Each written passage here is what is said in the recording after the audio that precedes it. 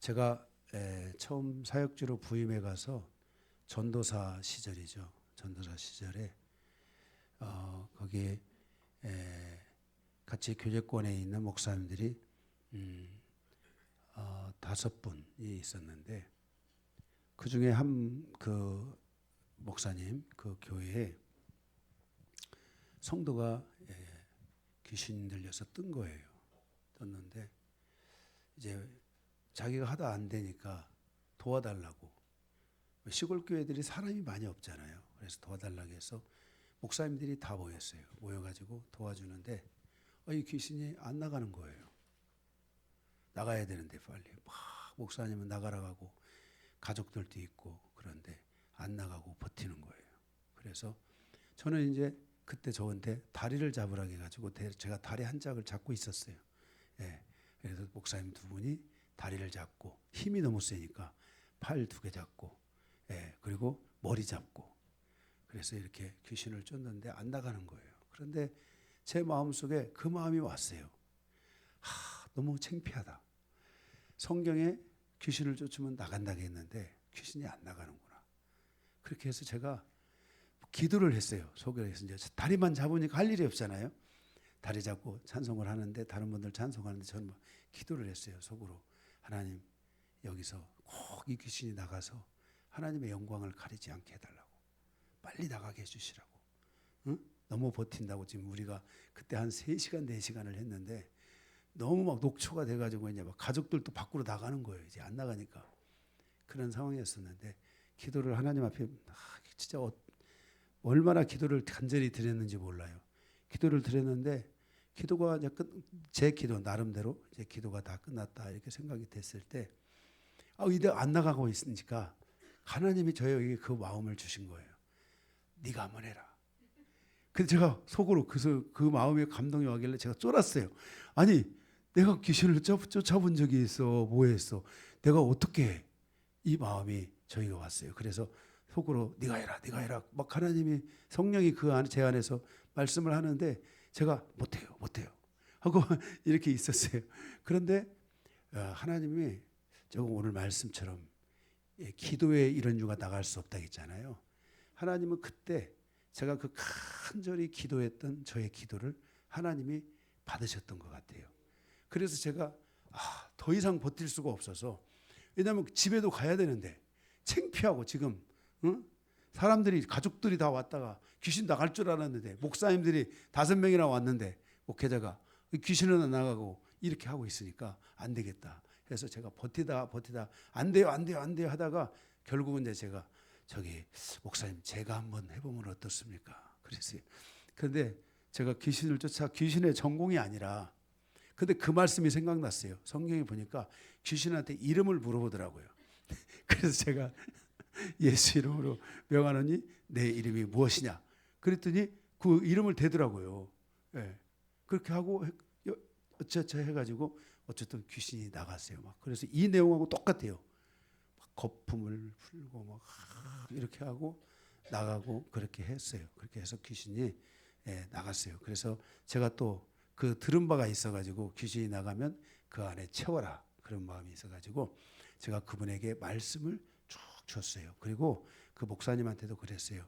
가서 이분을 그냥 풀어놔두지 말고 이분이 믿음 안에 견고하게 설 수 있도록 말씀을 좀 주시라고. 그렇게 해서 이분에게 말씀을 주셨는데 이분이 정말 귀신이 나간 거예요.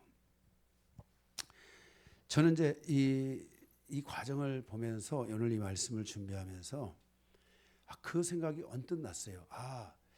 우리가 귀신이라는 존재는 내 힘으로 나가는 게 아니구나. 하나님의 힘으로 나가고, 그래서 우리는 하나님께 기도해야 되는구나 하는 것을 제가 느끼면서 이 말씀을 준비를 했습니다. 오늘 이 본문의 말씀은 예수님께서 1차 순환에 대해서 말씀하십니다. 이 순환이라는 말은 예수님이 십자가를 지시고 죽으실 것이다, 부활할 것이다 라는 것을 순환이라고 말합니다. 1차 순환에 대해서 마가복음 8장 31절에 말씀을 하시고, 그리고 제자들을 데리고 헬몬산에 올라가셔서 부활의 몸으로 변형된 모습을 보여주시고, 그리고 2차 순환에 대해서 말씀하시기 직전에 일어난 사건이 바로 이 귀신 들린 사건이라는 것을 볼 수 있게 됩니다. 그때 예수님이 순환에 대해서 말씀하시면서 첫째로는 인자가 많은 고난을 받고, 두 번째로는 장로들과 대제사장들과 서기관들에게 버림받아 셋째 죽임을 당하고 제3일에야 살아나리라 라고 주님께서 이렇게 말씀을 하셨습니다. 이것은 예수님께서 십자가의 죽음을 6개월 남겨놓고 예수님의 순환의 중심에 바로 이 유대인 지도층이 있다는 것을 말씀하고 있습니다. 두 번째 뭐였어요? 장로들과 대제사장들과 서기관들에게 버림받을 것이다 그랬습니다.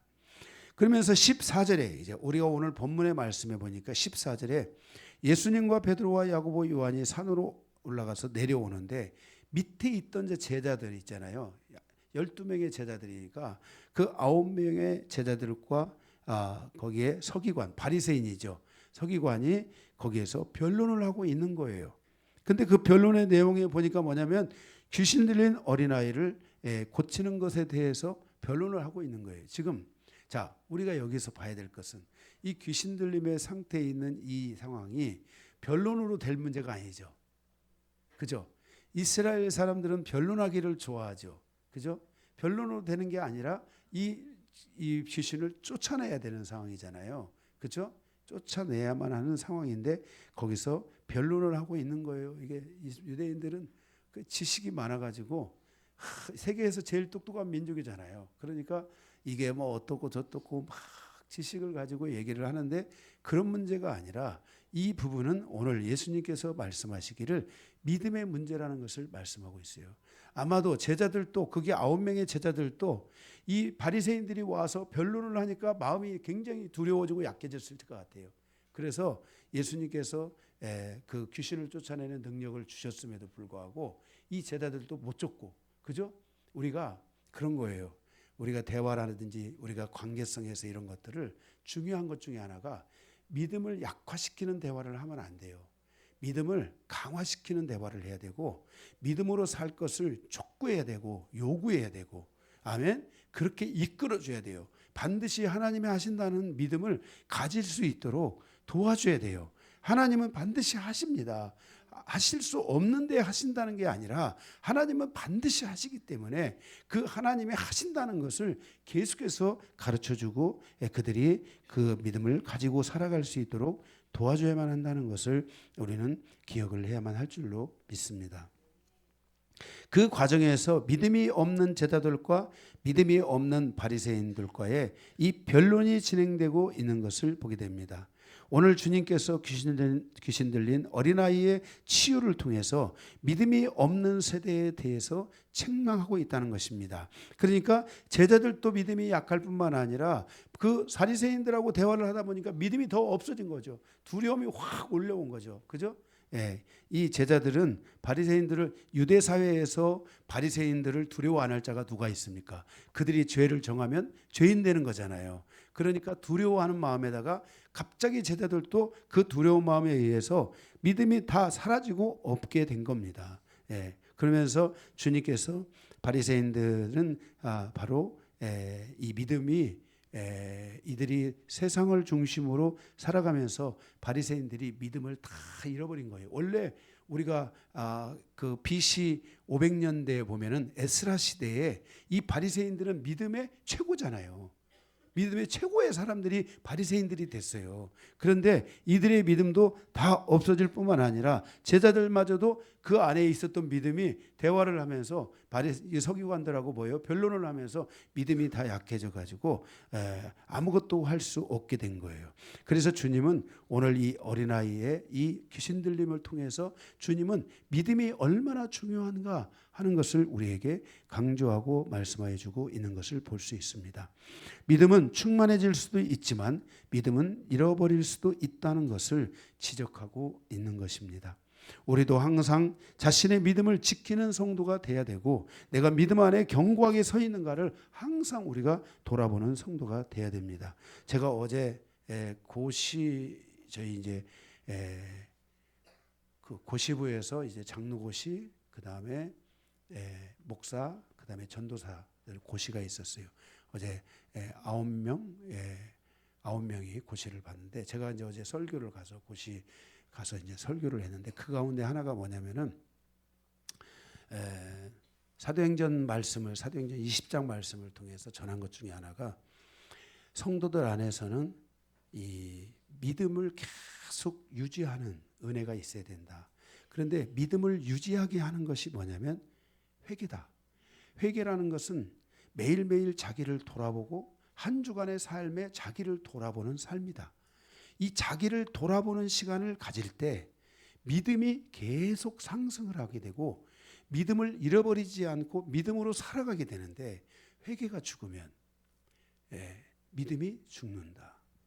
그러면서 믿음이 뭐예요? 회개가 없으면 믿음이 죽는 이유가 자꾸 자기 생각이 나가게 되고 판단하게 되고 자기의 그런 지식이 나가게 되고 이런 것들 때문에 결국은 믿음이 약화되고 믿음이 죽어질 수 있다. 그래서 오늘 장로님들이 되시고 목사님 또 전사님들 다 되시는데 여러분들에게 제가 드리는 말씀 가운데 두 번째 내용이었는데 그 중에 하나가 목사든 누구든 할 것 없이 평생을 회개하면서 살아야 된다.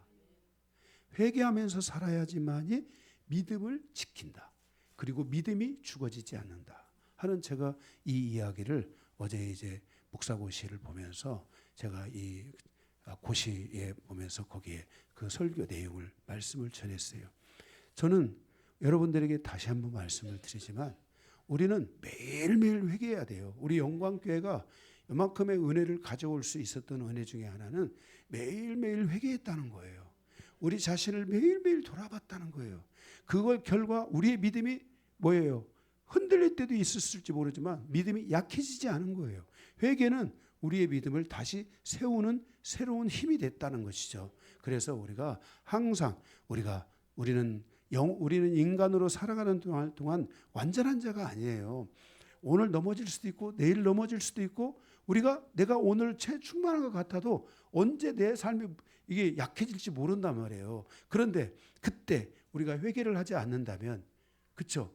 계속 잘못하게 되면은 뭐예요? 믿음이 약해지면서 판단이 들어오게 되고 자꾸 인간의 힘이 생기게 되고 이런 게 생기게 되면은 우리가 하나님을 온전히 의지하기가 어려워질 수 있다 이 말이에요. 그래서 우리는 반드시 이 회개를 통해서 이 믿음을 잃지 않아야만 한다는 것입니다. 그래서 오늘 주님께서 바로 이 제자들에게 또 바리새인들에게 믿음은 충만해질 수도 있지만 믿음은 잊어버릴 수도 있다라는 것을 지적하면서 주님께서 오늘 여기 이 어린 아이의 귀신을 쫓아내는 과정을 통해서 믿음 없는 것에 대하여 책망하시는 이런 장면을 우리가 볼 수 있습니다. 오늘 이 주님께서 이 귀신 들린 한 아이를 통해서 주님께서 우리에게 주시는 말씀이 무엇인지 우리가 함께 같이 생각해 보면서 은혜를 받고 우리가 이 말씀을 통해서 다시 한번 우리의 자신을 돌아볼 수 있는 그런 시간이 되기를 주님의 이름으로 축복합니다. 아멘. 자, 오늘 말씀은 두 개의 대주로 나눠졌는데요.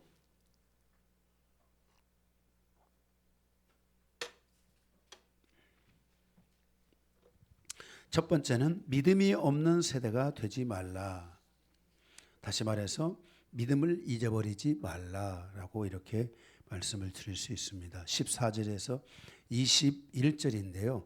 거기 17절에 보면 무리 중에 하나가 대답하되 선생님 말 못하는 귀신 들린 내 아들을 선생께 데리고 왔나이다. 이렇게 14절인데 이에 제자들이 와서 보니 큰 무리가 그들을 둘러싸고 서기관들이 그들과 더불어 변론하고 있더라 그랬습니다. 그러니까 거기 제자들과 그리고 큰 무리가 있고 그리고 서기관들이 있는데 변론을 했어요. 그 변론의 내용이 뭐냐면은 17절에 보니까 귀신 들린 아들 한 명을 데리고 왔는데 그에 대하여 변론을 하고 있다는 것입니다. 그러니까 자기가 알고 있는 지식, 자기가 알고 있는 생각 이런 것들을 가지고 막 이야기를 하는 거예요. 응? 이거는 고친다 못 고친다, 이거는 뭐 어디 뭐 다른 병원을 가야 된다 뭐 한다, 이렇게 많은 이야기들을 거기서 나누고 있었다는 거예요. 산 밑에 있던 제자들도 귀신을 내어 쫓는 권세를 가지고 있었습니다. 그런데 이들은 믿음이 없어 감히 귀신을 쫓아내지 못하고 있었고, 이 바리새인들과의 이 토론의 과정을 통해서 제자들의 믿음이 확 약해지지는 않았나 우리가 의심해 볼 수 있습니다. 거기 18절에 보게 되면은 귀신이 어디서든지 그를 잡으면 거꾸로져 거품을 흘리며 이를 갈며, 막 무섭지요. 거품을 품고 이를 갈고 파리해진다 했잖아요. 얼굴이 파리해지고 죽은 사람처럼 되는 거예요. 그게 무섭잖아요. 그렇죠? 파리해지는지라 내가 선생님의 제자들에게 내쫓아 달라고 달라 하였으나 그들이 능히하지 못하다이다. 그랬어요. 우리가 마가복음 6장 7절에, 우리가 지금 마가복음 9장을 보는데 마가복음 6장 7절에 12제자를 부르사 둘씩 보내시면서 더러운 귀신을 제어하는 능력을 주셨죠. 그렇죠? 그래서 나가서 그들이 해봤잖아요. 해봤는데 좀 약했죠. 저기가 70인들이 더 잘하고, 그죠? 이미 하나님의 그 역사, 성령의 역사, 하나님의 능력을 체험한 70인들은 강했지만 제자들은 좀 약했을지라도 제자들도 했잖아요. 가서. 그렇죠? 했어요. 그런데 무엇이 문제인가? 거기 19절에 보게 되면은 예수님이 말씀하세요. 그 쫓아내지 못하였는데 19절에 대답하여 이르시되 믿음이 없는 세대요. 그랬어요. 믿음이 없는 세대요. 그러니까 이 믿음이 없음으로 말미암아 쫓아낼 수 없었다는 거예요. 바리새인들은 믿음을 잃어버려 가지고 이 귀신을 못 쫓아낸 거예요. 우리가 유대 사회에 가 보면은 바리새인들이 충만하고 바리새인들이 그 성왕을 이룰 그때에 그들은 어마어마한 기적을 일으키고 어마어마한 역사를 가져온 무리들 가운데 하나가 바로 이 바리새파 사람들이에요. 그런데 믿음을 다 잃어버렸기 때문에 이렇게 못하고 있다는 거예요. 그래서 믿음이 없는 세대라고 주님께서 말씀을 하고 있는 것이에요. 왜 그럴까? 유대인들은 형식과 외형을 치우치고, 그리고 헬라인의 철학적 사고, 인간적인 사고가 많은 사람은 항상 지식을 가지고 대하려고 하고, 특별히 유대인들도 굉장히 똑똑하잖아요. 그러니까 그 지식을 가지고 사람의 영혼을 대하려고 하고 있다는 거예요. 성경적 사고 안에 살아가는 사람들은 하나님이 원하시는 그러한 생각을 가지고 살아야 되는데, 하나님이 원하시는 생각을 놓치게 되면 거기서 믿음이 급물살을 따면서 떨어지면서 하나님의 뜻에서 자꾸만 멀어지게 되고 하나님을 의지하지 않는 마음이 생기게 된다는 것을 말씀해 주고 있어요. 우리는 예수 그리스도를 믿기로 작정된 사람들 아니겠습니까? 우리는 세상의 방식으로 성공해봐야 무슨 의미가 있겠습니까? 우리는 믿음 안에서 성공하고 믿음으로 말미암아 이기고 믿음으로써 우리가 나아가는 삶을 우리가 살아가야 됩니다. 그렇게 하기 위해서 우리는 오늘 주님의 이 말씀 가운데 믿음이 없는 세대가 되면 안 된다는 거예요. 문제는 성경적 사고를 가지고 있는 사람들은 항상 성령으로 충만해야 되고 하나님의 말씀에 대한 충만함이 있어야 돼요. 오늘 앞에서 기도를 드리고 우리 김봉찬 목사님이 오늘 찬양을 드릴 때 그 멘트들을 날리는데 오늘 설교 다 했다는 생각이 들었어요. 그 안에 정말 다 있어요. 그 안에. 그렇게 하나님이 우리에게 그 성령의 충만함을 통해 하나님의 말씀의 충만함을 통해서 우리가 하나님을 붙잡고 하나님을 의지하는 삶으로 나아가야만 한다는 것이에요. 그리고 지속적으로 하나님께 기도하는 습관을 통해서 자기가 가지고 있는 문제를 하나님께 가지고 가는 믿음이 있어야 된다는 거예요. 이게 문제를 하나님께 가지고 가는 것도 믿음이 있어야 돼요.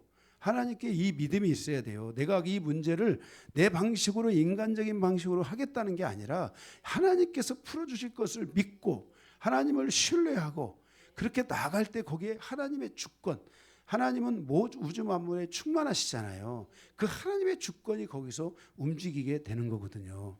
그렇죠? 산 밑에 있었던 제자들은 바리새인들을 두려워했고 또한 자기에게 주어진 문제에 대해서 그들은 간절히 기도하지 않았다는 것이 오늘 이 전체 내용에서 우리가 볼 수 있다는 것을 알아야 됩니다. 우리는 때때로 우리의 문제에 대해서 결과를 보려고 합니다. 그러나 그리스도에게 가장 중요한 것은 결과보다도 과정이라는 것입니다. 정말 얼마나 그 문제 앞에서 기도하고 있는가. 제가 아까 그랬잖아요. 전도사 시절에 뭐 아무것도 모르는 제가 그 귀신을 쫓아낼 수 있었던 것은 저는 부끄러워서 창피해서 기도했다는 거예요. 아마 다른 분들도 찬송 열심히 찬송하느라고 바빴겠죠. 그런데 저는 기도했다는 거예요. 너무 창피해가지고 3시간 4시간을 바람짝을 붙잡고서는 있는데 대체 우리가 뭐하고 있는가 하는 생각이 들어서 너무 창피해가지고 저 기도했어요. 정말 하나님 이 귀신이 나갈 수 있게 해달라고. 응? 그런데 진짜 나갈 줄 누가 알았겠어요? 응? 이렇게 우리의 삶 속에 있어서 이 과정이라는 것이 얼마나 중요한가 하는 것을 우리가 잊으면 안 됩니다. 나의 선택의 과정이 하나님의 인도하심과 하나님의 뜻을 구하는 기도의 과정에 있다면 결과는 항상 하나님의 몫입니다. 우리가 자주 낙심하는 이유는 바로 그 결과 때문입니다. 무엇인가에 대해서 기도했다고 하지만 결과가 좋지 않고 쉽게 그 결과가 나타나지 않을 때 우리는 낙심할 때가 많지 않습니까? 그러나 자기에게 주어진 과정을 소중하게 생각하는 성도들은 항상 모든 문제 앞에서 최선을 다하여 그리스도인다운 삶을 선택하게 되고 자기에게 주어진 이 믿음의 이 과정을 절대로 무시하지 않고 가게 된다는 것입니다. 우리가 과정을 소중하게 여기려면 나에게 주어진 하나님의 은혜를 항상 마음에 담아두어야 합니다. 하나님은 여러분들에게 크고 작은 많은 은혜들을 베풀었습니다. 주님께서 나에게 역사하여 주셨던 은혜를 여러분들이 꼼꼼하게 세워볼 수 있어야 되고 그것을 여러분의 기억에서 지워버리지 말고 계속 그 은혜를 여러분들이 기억하고 있어야만 한다는 것입니다. 이것이 나의 믿음에 큰 도움이 되고 어떤 문제 앞에서 낙심하지 않을 수 있는 바로 그와 같은 과정을 만들어낼 수 있다는 것입니다. 주님의 은혜를 순간순간 망각하는 사람은 먼저 항상 모든 일 앞에서 두려움을 갖게 됩니다. 그리고 자기 힘을 의지하려고 합니다. 이러한 순간에 그는 자신이 자꾸만 작아지게 되고 자신의 문제에 대한 두려움을 반복적으로 가질 수 있게 되는 것입니다. 나의 삶에 하나님의 은혜가 오고 응답이 왔다는 것은 내가 하나님을 의지하고 붙들고 하나님 앞에 나아갔던 기도의 시간이 있었기 때문이지, 하나님의 사랑이 있었기 때문이지, 하나님의 긍휼하심이 있었기 때문이지 라고 하는 이 기억을 계속 가지고 내가 두려움에 낙심에 넘어지려고 할 때 이 마음을 우리 마음속에 계속 가져가야 된다는 거예요. 목회자인 저는 성도들을 위해서 기도하니까 이런 마음을 얼마나 많이 가지고 가겠습니까? 정말 저는 이 마음 하나를 제가 잊어버리지 않고 계속해서 그 성도들을 향해서 하나님이 함께해 주셨던 그 순간순간을 다 잊어버려도 그건 잊을 수가 없습니다. 그런데 때로는 성도들이 그 순간을 잃어버리고 낙심할 때 어떻게 해야 되지? 저거 낙심하면 안 되는데, 응? 나도 기억하고 있는데 당신도 기억하세요 하고 제 마음속에서 계속 기도하는 거죠. 자신에게 주어진 문제에 대한 주님의 응답은 나의 삶이 하나님을 의지하는 과정에 있었기 때문이라는 것입니다. 그러므로 나의 삶에 다가온 응답들을 통해서 주님을 온전히 바라보는 성도가 되어야 합니다. 그럴 때 그는 믿음의 삶을 향한 기도의 과정, 주님을 온전히 의지하는 이 과정이 계속해서 만들어지게 된다는 것입니다. 그래서 우리가 항상 주님과 함께 계속 의지해야 된다는 것입니다. 제가 저희 강기도 목사가 설교를 와서 하면은 하나님의 말씀을 지식으로만 알지 말고 믿고 하나님을 견고하게 의지하면서 살라 하는 그 부분을 제가 기도도 좀 더 하고 또 하나님을 의지하고 그래야지 뭐 그렇게만 생각을 했어요. 그런데 진짜 강기도 목사는 그 믿음이 있는 것 같아요. 그 믿음이 있는 것 같아요. 늘 하나님을 의지하고 하나님을 늘 붙들고 하나님을 바라보고 살아가는 그 은혜가 있는 것 같아요. 응? 예. 은혜가 있어요. 제가 이번에도 우리 강기도 목사가 교통사고가 났어요. 지금 그 타고 다니는 차로 교통사고 난 것만 한 5-6번 될 거예요. 차를 한 대 사고도 남을 보상금을 받았어요. 보상금을. 아마 더 될 거예요. 더 될 거예요. 차는 그래도 보통을 볼 때는 멀쩡해요. 근데 보상금을 계속 받았어요. 자기가 사고 낸 게 아니고 다른 사람들이 와서 또 받아가지고 100%짜리로 늘 이렇게 보상금을 타먹다 보니까 어려운가 봐요, 좀. 그러니까 또 사고가 났지. 진짜 그건 왜 그럴까? 제가 보면 하나님을 의지하고 사니까 이게 하나님이 은혜를 주신다, 이것도. 이번에는 알리지 않았어요, 여러분들이. 왜냐하면 맨날 사고 난다고 하니까 자기가 사고 낸 것도 아니고 다른 사람들이 와서 사고를 냈는데 알리지 않았어요. 그런데도 제가 우리 강기도 목사를 보면 하나님을 의지하고 사니까 하나님이 이렇게 함께 해주시는구나. 응? 우리 지선사모 타고 다니는 차도 그 사고 나가지고 보상받아가지고 탄 차잖아요. 진짜 하여튼 제가 이런 걸 보면서 우리는 계속 제가 오늘 아침에 나와가지고 우리 아람이가 묵상이 됐어요. 제가 아람이한테 해주고 싶은 말이 있었어요.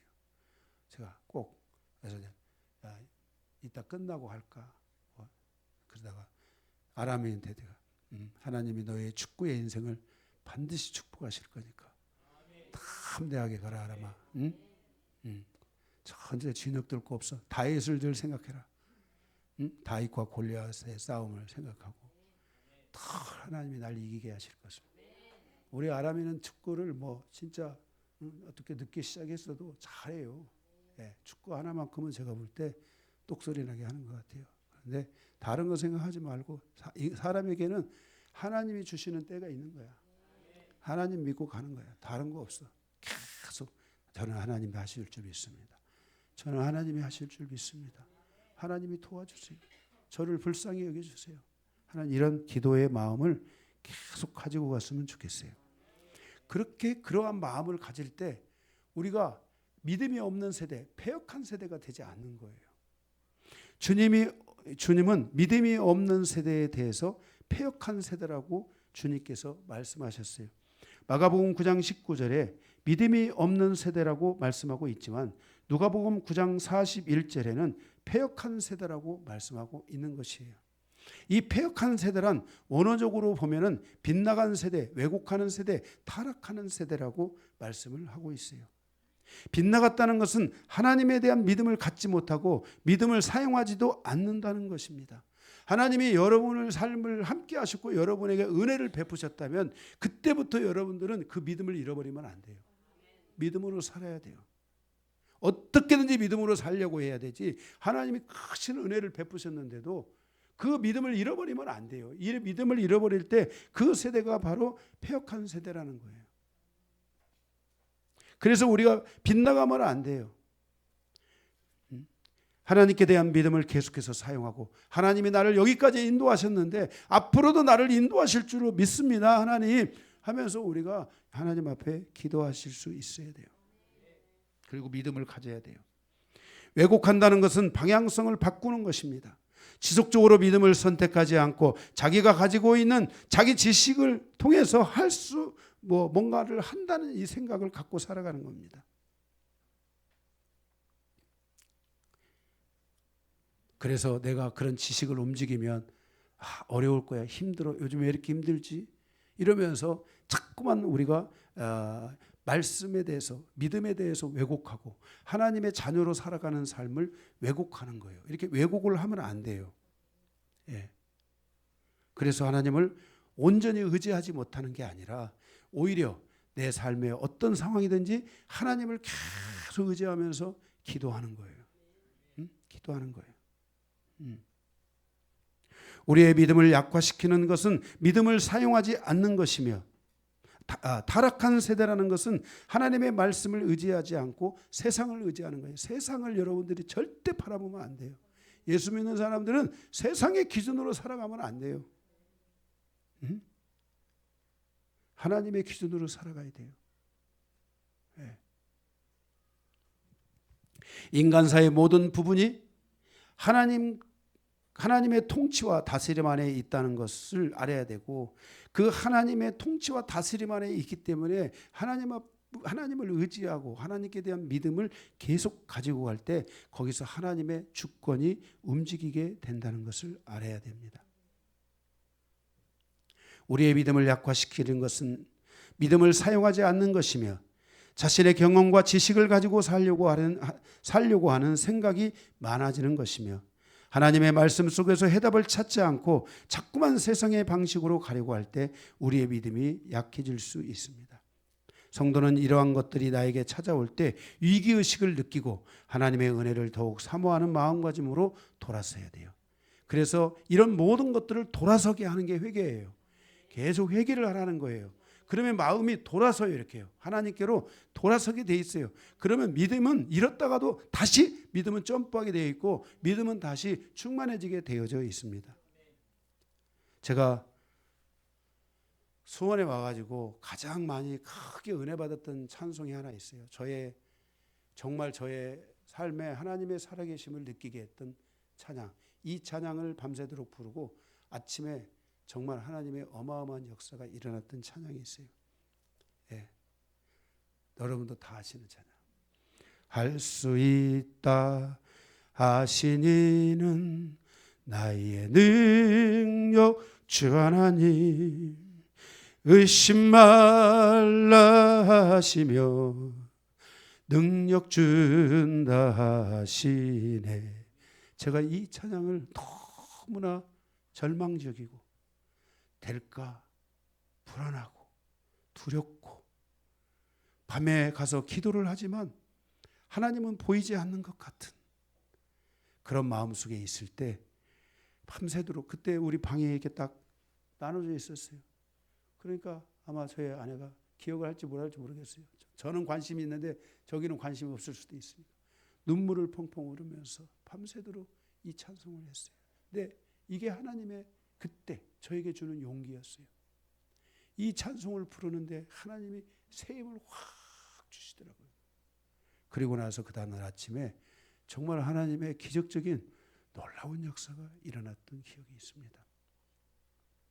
성도들의 삶 속에서 불안함을 느낄 때 그는 항상 주님을 바라봐야 합니다.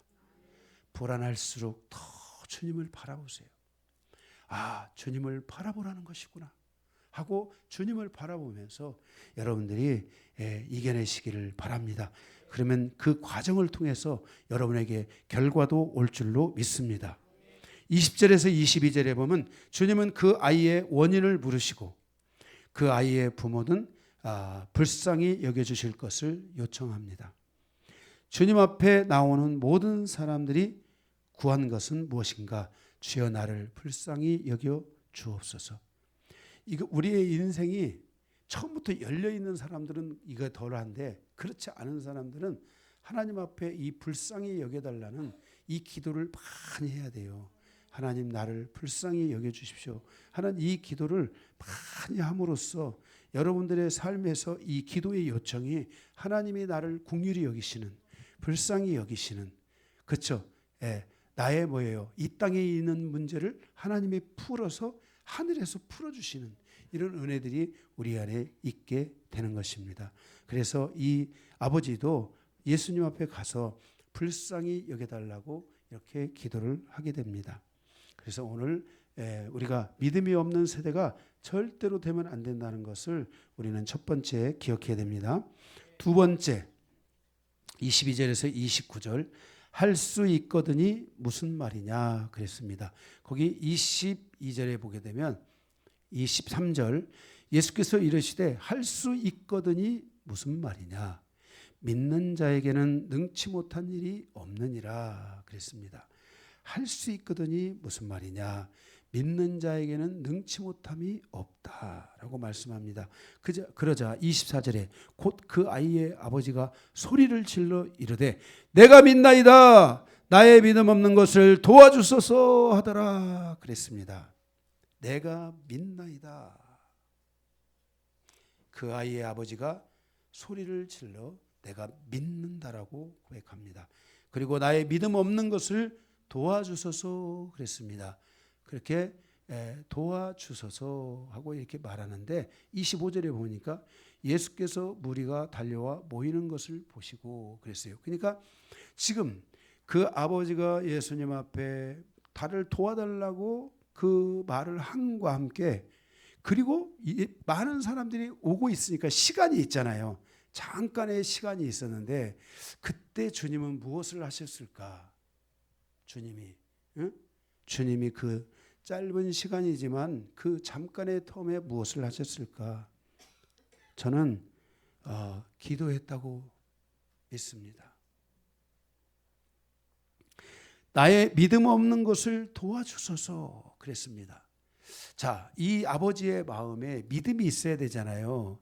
그런데 믿음 없는 것을 도와달라고 했는데 그때 주님도 기도하셨고 주님이 이 아버지의 마음에 믿음을 달라고 기도했고 주님도 이 아이에게서 귀신이 떠나가도록 기도했을 것입니다.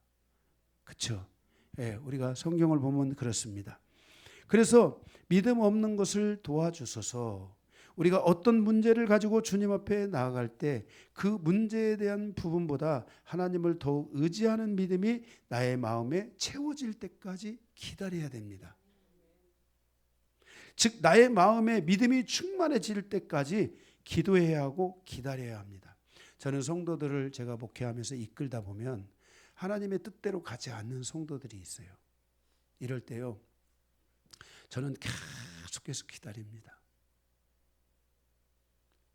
계속해서 인내합니다. 왜냐하면 하나님의 뜻 가운데 가고자 하는 결단이 와야 되잖아요. 믿음이 하나님의 마음이 그 마음에 와야 되잖아요. 기다려야 될 때가 있습니다. 그래서 그 기다리는 것을 나쁜 게 아닙니다. 그 기다림을 통해서 하나님의 뜻이 뭔가를 알고 기도하기 시작할 때, 그죠? 그 기도가 하루가 천년 같고 천년이 하루 같으신 주님이기 때문에 그때부터 하나님은 새로운 역사를 진행하실 수 있게 된다는 것을 저는 수도 없이 보아왔고, 그래서 제가 뭔가를 가지고 막 하려고 해서 되는 게 아니라 기도하면서 기다리다 보면 하나님의 뜻을 성도들이 탁 붙잡을 때, 성도들이 하나님 앞에 나와 눈물을 흘릴 때, 하나님 앞에 의지하며 기도할 때, 그때 하나님이 일하시는 것을 저는 봤습니다. 그래서 우리가 이렇게 정말 하나님 앞에 이렇게 나아가서 이 하나님께서 이 믿음 없음을 도와달라고 기도했을 때 주님의 기도와 함께 이 아버지의 마음속에 그 믿음이 채워졌다고 저는 믿습니다.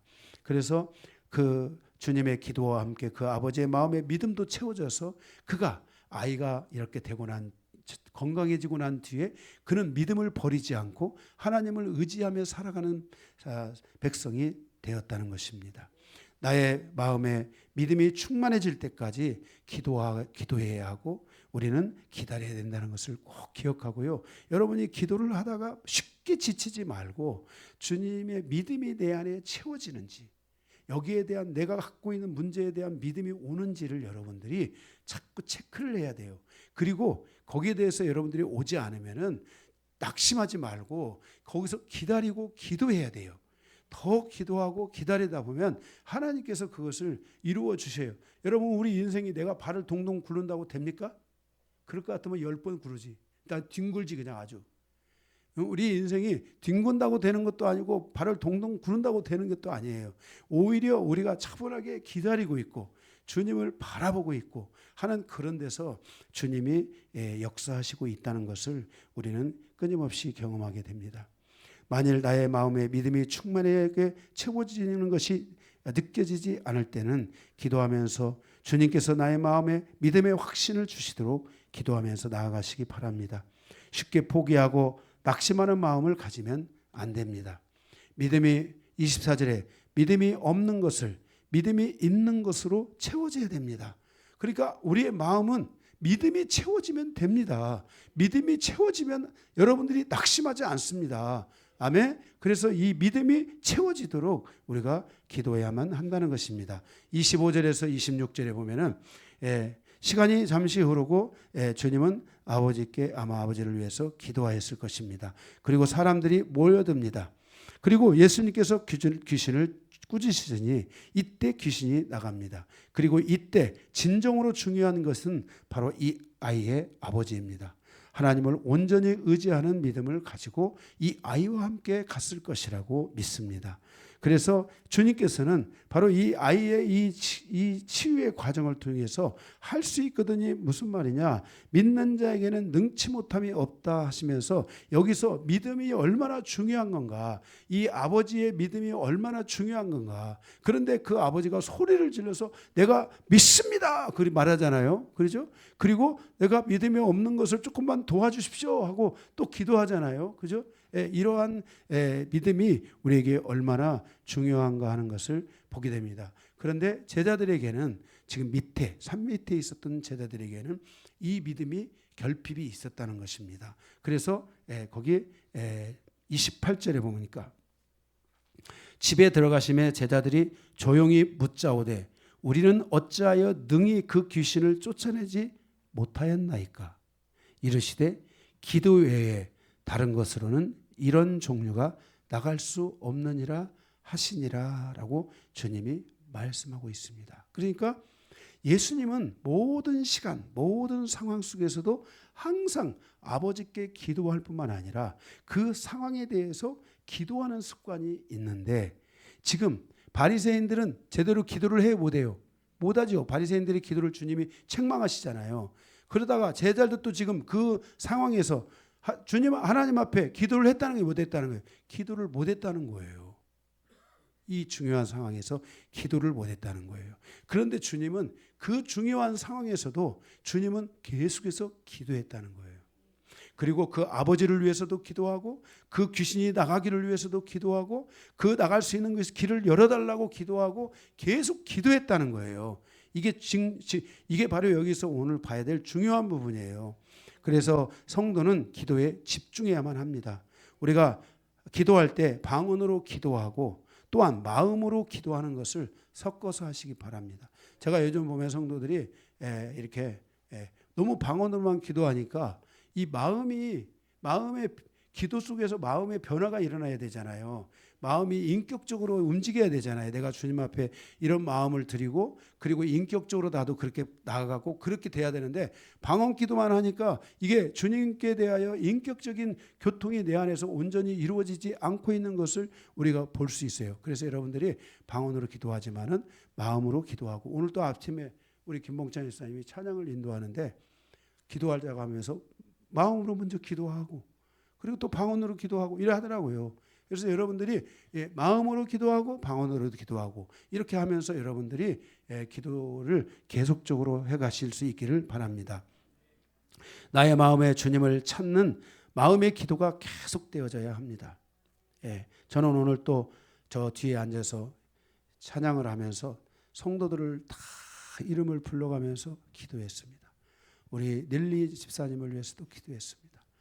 시골에 계시는 멀리 태국 시골에 계시는 엄마 아빠도 축복해 주시고 그 가족들도 다 축복해 주시라고 제가 기도드렸습니다. 하나님 앞에. 하나님 말씀하신 대로 기도해야 되잖아요. 기도에 우리의 인생의 모든 것이 하나님의 주권이 움직여야 되거든요. 기도에 다를 것이 없어요. 그래서 정말 기도했어요. 우리가 순간순간 기도하시기 바랍니다. 그리고 여러분들은 계속해서 기도하시기 바랍니다. 성도는 범사에 기도하는 것을 놓치면 안 됩니다. 성경은 말씀하기를 쉬지 말고 기도하라. 계속해서 기도하다 보면 어느덧 주님께서 응답하여 주시고 있는 것을 볼 수 있습니다. 우리가 기도하지 않는다면 무엇을 할 수 있습니까?